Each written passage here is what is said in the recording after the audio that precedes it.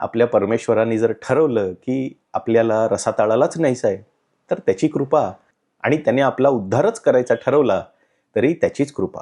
सर्वांना मी नामस्मरण करा, नामस्मरण करा हे आजपर्यंत सांगितलंच आहे आणि अनेक महान मोठ्या मंडळींनी सांगितलेलं आहे.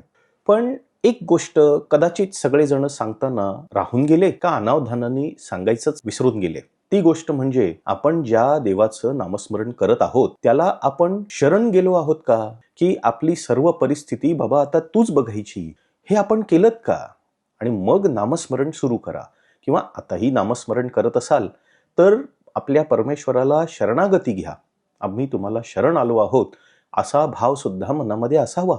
म्हणजे आपलं जे काही होतंय, होईल, होणार आहे ते सर्व परमेश्वराच्या कृपेने होईल.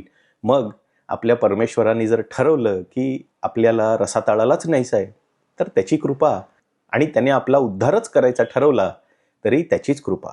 अशा प्रकारे आपल्या परमेश्वराला शरण जाऊ, जेणेकरून आपली आर्त हाक परमेश्वरापर्यंत नक्कीच पोहोचेल.